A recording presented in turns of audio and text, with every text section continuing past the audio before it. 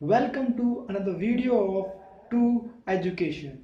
Today I will tell you how to revise alternating current formulae for class 12th physics.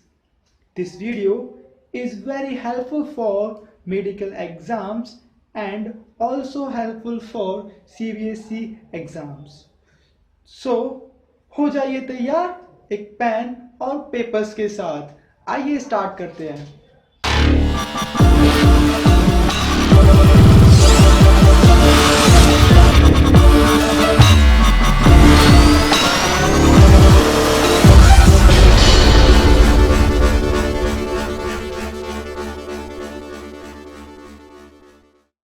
First, effective value RMS value of AC क्या होता है।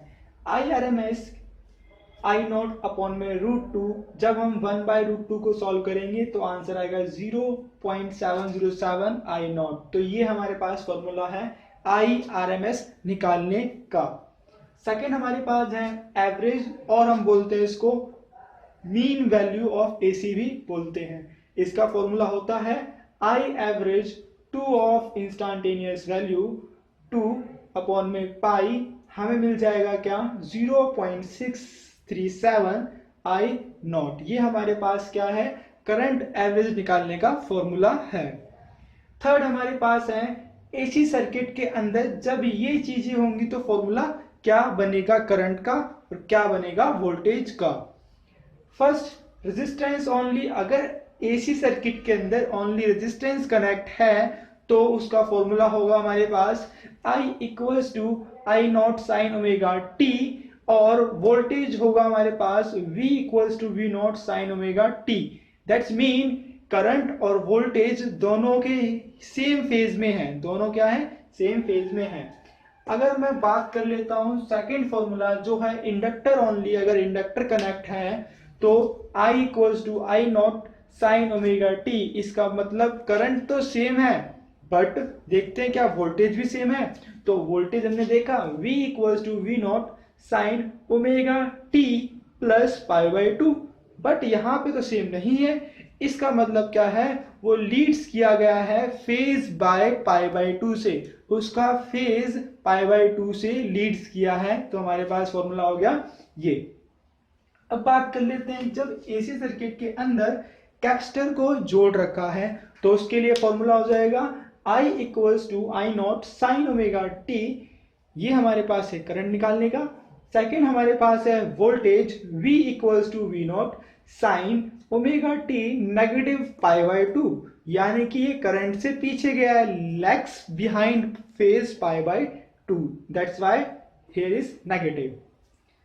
Fourth formula है हमारे पास, very very important formula है inductive reactance. Inductive reactance का formula होता है XL inductive reactance, okay, omega L। Omega हमें पता है क्या होता है, ओमेगा की जो वैल्यू होती है वो होती है 2πf, यानी कि omega equals to is nothing but 2π of frequency into में L। तो ये हमारे पास है फॉर्मूला इंडक्टिव रिएक्टेंस का। ऐसा ही हमारे पास एक फॉर्मूला है जो है कैपेसिटिव रिएक्टेंस का, वो होगा XC। अब लैग्स किया है π/2 से तो आया है 1 अपॉन में ओमेगा C। ओमेगा की वैल्यू अभी हमने पढ़ी है, ओमेगा की वैल्यू ये है, वैल्यू पुट किया हमने ओमेगा की 2πf इनटू में C। तो ये है हमारे पास फॉर्मूला कैपेसिटिव रिएक्टिव का फॉर्मूला हमारे पास है। 6 quality factor. What is the formula of quality factor, Q equals to 1 upon में R under the root of L divided by C. This is the formula of Q factor. Seventh, power in a AC circuit. P average equals to VRMS into में IRMS cos phi is a phase difference. This is the formula of power in a AC circuit. Now move to the next, average power. How to find the average power? The average power of a pure inductive and pure capacitive is equals to 0।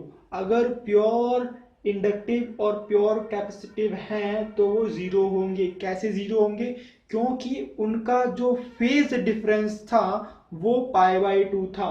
तो अगर मैं रखूंगा cos pi by to, तो cos pi by to is nothing but zero. It's mean the average power of pure inductive and capacitive is being zero.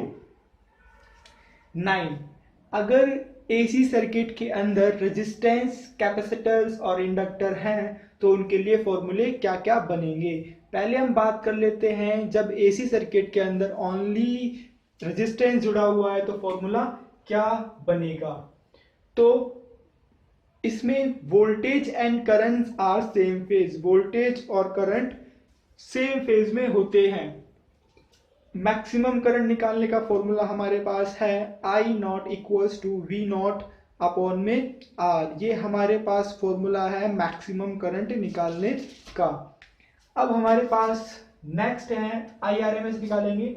I r m s v r m s upon में are. ये है formula हमें निकालने का, आई r m S निकालने का formula है ये.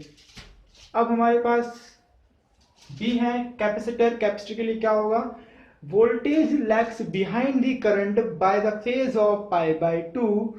इसके अंदर करंट लैग्स पीछे होता है एज कंपेयर टू वोल्टेज, तो हमारे पास फेज होगा पाई बाई टू. यहाँ पे फॉर्मूला है मैक्सिमम निकालने का आई नॉट वी नॉट, उसमें रेजिस्टेंस के लिए था तो आर था यहाँ पे.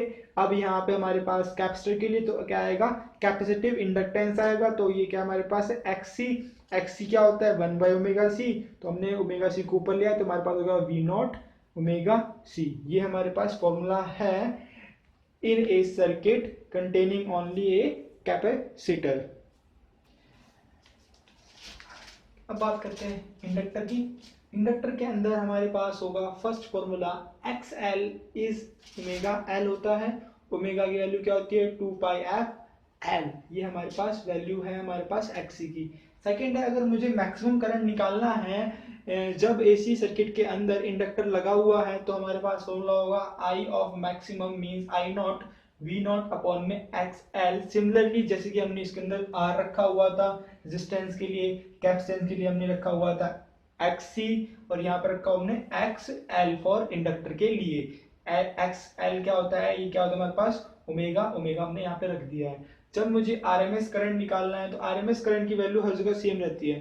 अगर हमने यहाँ पे निकाला था ऐसे तो इसको हम निकाल सकते हैं किस तरह, I r m s equals to हो जाएगा v r m s upon में सी, यानी कि कैपेसिटर हो जाएगा. वैसे इसमें क्या होगा हमारे पास एक्स सी, तो हम यहाँ पे कर देंगे एक्स सी. यहाँ पे क्या हो गया हमारे पास एक्स एल हो गया है. तो फॉर्मूला आ गया है I r m s equals to v r m s equals to v r m s upon में ओमेगा एल. ये हमारे पास